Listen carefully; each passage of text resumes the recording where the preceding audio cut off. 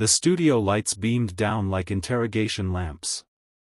The air was charged, thick with anticipation, tension, and something else, ego. On one side of the glossy stage sat Jasmine Crockett, fiery as ever, eyes gleaming like a blade unsheathed. She was dressed sharp, bold, every bit the progressive warrior her base adored. On the other side, Denzel Washington sat composed, hands folded, gaze steady. Calm. Too calm. This wasn't a political debate. This was something more primal. Something electric. The moderator barely finished his intro when Jasmine pounced. "Let's be honest, Denzel," she began, not even looking at him, "you've made a career off speaking truth, but only when it's safe." A ripple went through the live audience. They didn't expect the first blow to land so early. Denzel didn't flinch. He didn't speak. He simply turned his head and looked at her, expressionless. That silence, in that moment, was louder than her accusation. He was calculating. Jasmine continued, "You preach discipline and dignity, but when the streets are burning, you call for quiet. You clap for order while people beg for justice." That was it. That sentence hit the room like a thrown grenade. Someone in the audience clapped. Then another. Soon, a whole section erupted in applause. Jasmine smirked, soaking it in. And then, slowly, Denzel leaned toward his mic. He didn't raise his voice. He didn't blink. He said 6 words. "You clap for chaos, not justice." A collective silence fell. One that no applause could cut through. The silence wasn't awkward. It was surgical. Denzel's 6 words had sliced through the air like a scalpel, clean and deliberate. Jasmine blinked once, just once, but it was enough for the cameras to catch it. That tiny flicker of doubt.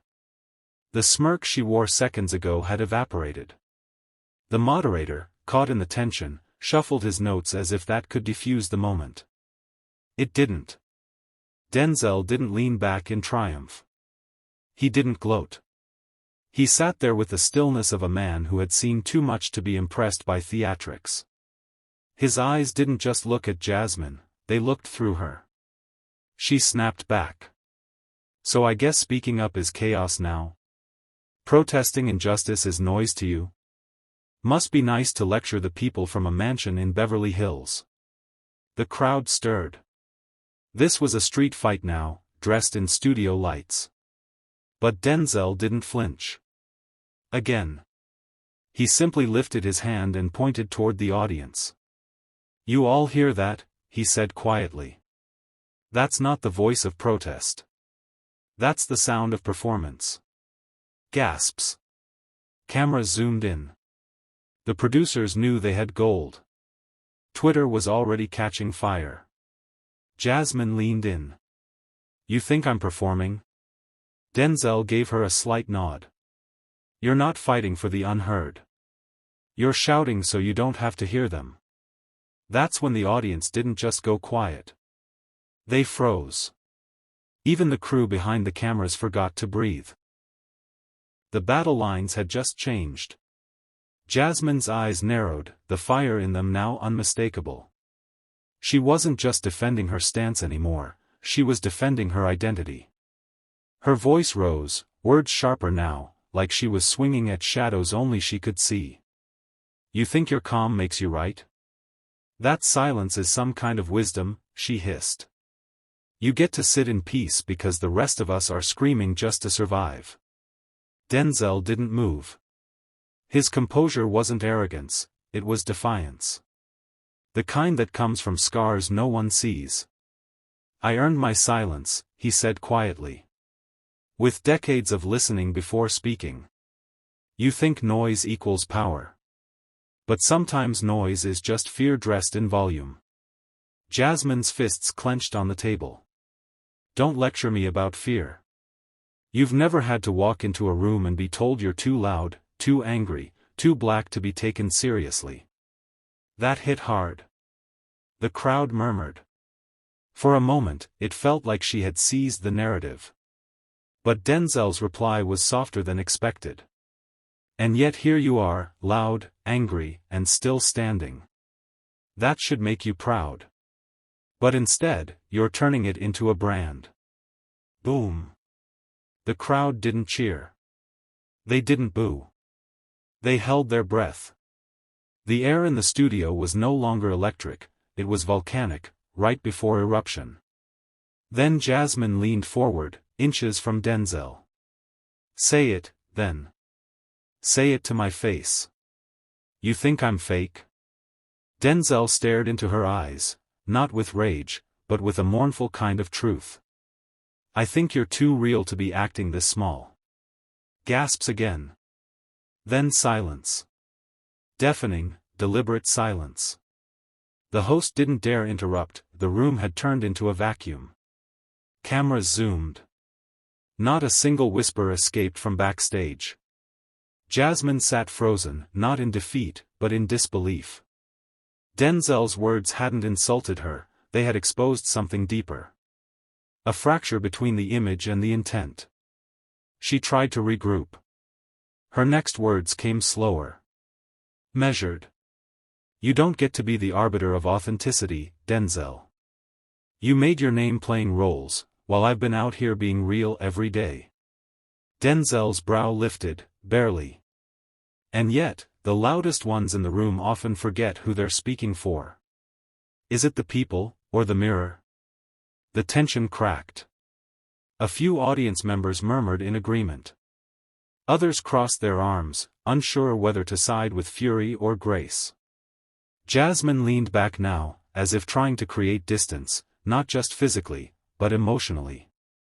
It's easy for you to judge from a leather chair and a Hollywood mansion. That's when Denzel sat forward for the first time. And it's easy for you to tweet change from a luxury SUV. Don't confuse outrage with sacrifice. I've walked through rooms that were designed to humiliate me. I didn't shout. I stayed. I watched. I waited. And when I spoke, they listened, not because I was loud, but because I was true. That line, not because I was loud, but because I was true, punched harder than any yell Jasmine had thrown. She knew it. And it showed. Then she smiled, but not the kind that meant joy. It was armor. So, what, you want me to be quiet? To sit back and nod while things burn? Denzel shook his head gently. I want you to lead, not audition. The audience murmured again. The kind of reaction that meant something just shifted. Jasmine blinked, her face caught in a momentary glitch, half fury, half reflection. The lights above them seemed harsher now, and even the moderator had stopped pretending he was in control of the conversation. This wasn't his show anymore. It was theirs. The silence stretched, but Denzel didn't mind it. He wore it like a tailored suit. Jasmine, on the other hand, was pacing her breathing, trying to steady the tremor creeping into her voice. Lead, she said finally, voice lower. You mean your kind of leadership, right? The quiet kind that makes deals behind closed doors, that plays it safe for the sake of reputation? No, Denzel replied, looking directly at her. I mean the kind that listens before it speaks. The kind that doesn't sell pain for applause. That line hit. Visibly. Jasmine's jaw tightened, and even a few members of the audience audibly gasped. You really think that's what I do? She asked, voice sharp. You think I'm just using people's pain to boost myself? Denzel didn't blink. I think you're better than the game you're playing. But you've started performing for the crowd instead of standing with the cause. It wasn't just an attack, it was a disappointment spoken aloud. And Jasmine felt it. She leaned back, eyes scanning the audience. Some were nodding with her. But more were silent now, wrestling with what had just been said. Then she asked, almost bitterly, and what do you know about the struggle anymore? Denzel's smile returned, but this time, it was different. Sad. Stern. I don't broadcast the struggle. I remember it. Every day. Boom. That was the gut punch. Not because it was louder, but because it was quieter than her scream. The studio lights hadn't changed, but everything felt darker, thicker. Even the laughter signs stayed off, forgotten. There were no jokes left to tell. Just a tension so dense you could almost see it hanging between them. Jasmine glanced at the host, hoping he'd save her. But he was frozen too. Caught between a veteran's gravity and a rising star's wildfire. He wasn't going to step in. I don't perform, she said, voice flatter now. I speak. And sometimes the truth is uncomfortable. Denzel didn't argue. He nodded slowly, hands still folded in his lap. It is. But truth without grace becomes a weapon. And some people, Jasmine, some people start swinging it just to be seen. The line didn't draw cheers. It drew silence. The kind that says he might be right. Jasmine's fingers drummed against the table. Her voice, when it returned, was colder. Easy for you to say. You're the one everyone listens to. You walk into rooms and people stand. I walk in and they roll their eyes. Denzel's expression didn't change. But the weight behind his voice grew. And yet here we are, sharing the same table. Same stage. Same mic. So maybe the question isn't who's listening. It's whether you're saying something worth hearing. The crowd erupted, not with shouts, but with the sound of shifted posture. People sat up. Leaned forward. Phones came out. Jasmine smiled, but it cracked at the edges. You love being the wise one, huh? I love being honest, Denzel said. And I can do that without shouting. The contrast between them wasn't just age or tone. It was depth. And people could feel it. Ever been? Jasmine's eyes scanned the room like a general losing ground. The audience wasn't hostile, but they weren't with her anymore either. They were listening to him. And worse, believing him. She leaned in again, but the power was fading from her posture. So you're saying I'm just noise? Is that it? Denzel didn't rush to answer. He let the silence grow, then stepped into it like a man stepping onto sacred ground. I'm saying you've got a voice. A real one. But lately, all I hear is the echo of what you think people want you to be. Rage. Defiance. Rebellion. All loud. All urgent. But none of it, you. That stung more than a direct insult. Jasmine recoiled, the kind of micro-movement only cameras catch. People need to be shaken awake, she snapped. You can't whisper change. Denzel smiled, but it was grim. No, but you can whisper truth. And the right people will hear it. The ones who matter. The ones who move things, not just scream at them. A low murmur rolled through the studio. Not shock anymore, alignment. The host finally tried to speak, but Jasmine raised a hand. No. Let him talk. Let him finish this lecture. Denzel's tone didn't change. Still calm. Still steady. It's not a lecture. It's a mirror. And if you don't like what you see, don't blame the glass. That line hit like thunder. Even those who had come in rooting for Jasmine now sat in that tight, breath-held posture, processing. No one was laughing. No one was clapping. And for the first time, Jasmine Crockett, firebrand of a generation, seemed still. Jasmine didn't answer right away. She stared straight ahead, eyes fixed on a place somewhere just past the cameras. For the first time in the segment, she wasn't performing. She was thinking. The crowd felt it too. The energy had shifted from confrontation to contemplation. You know, she finally said, voice almost low enough to miss, I didn't come here to be humbled. Denzel leaned forward slightly. No one does. But the moment we expect applause for our anger, we start trading truth for attention. She looked over at him. This time, no venom in her gaze. Just exhaustion. You think I'm just angry for show? She asked. I think you're angry for the right reasons, Denzel said gently. But I think you've forgotten what to do with that anger. A long pause. She let the words settle. Let them hang in the air like smoke. Then Jasmine said something no one expected. You might be right. The host audibly gasped. A few audience members clapped, not out of mockery, but recognition. Denzel nodded, almost like a teacher watching a student find her footing.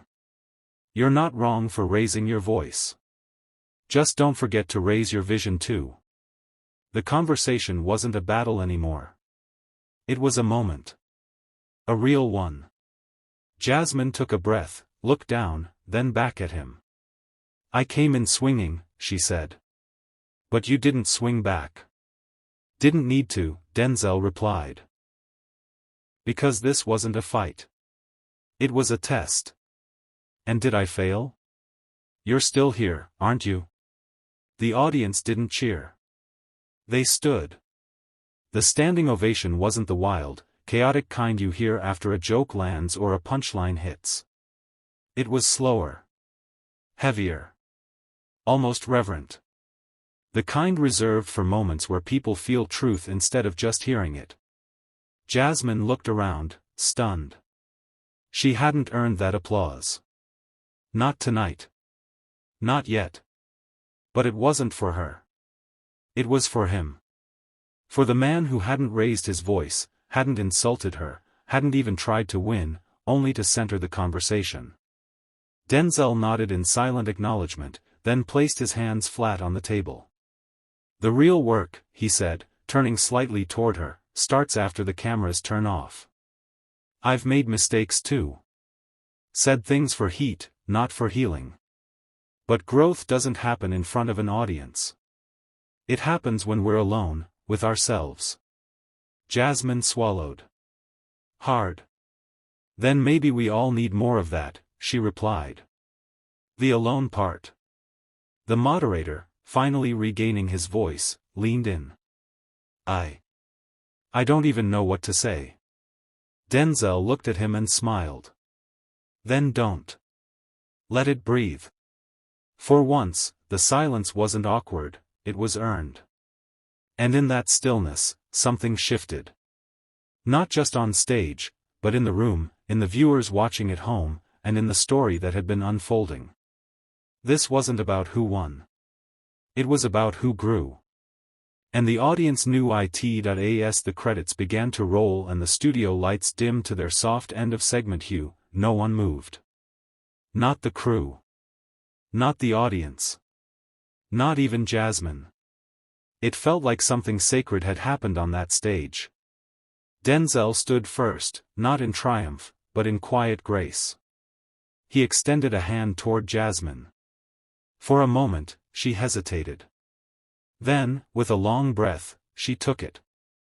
And the audience, once again, rose, not with noise, but with respect. In a world obsessed with takedowns and soundbites, what just happened felt revolutionary, a debate without destruction. A clash without cruelty. Outside, social media was already melting. Clips of Denzel's lines were going viral by the second. Truth without grace becomes a weapon. Don't blame the glass for what you see in the mirror. And of course, you clap for chaos. Hashtags exploded. Debates lit up the digital sphere. But none of them captured what the cameras had. Because what really echoed was what wasn't said, his pauses, her reflection, their shared silence. This wasn't just a viral moment. It was a cultural reset. Sometimes the loudest voice is the one that doesn't need to yell. Denzel Washington reminded us tonight that real power isn't in domination, it's in presence. And Jasmine? She proved she's still writing her story. If this moment taught us anything, it's that growth can happen in real time, if we're brave enough to listen. Stay tuned. This isn't the end. It's the beginning of a different kind of conversation.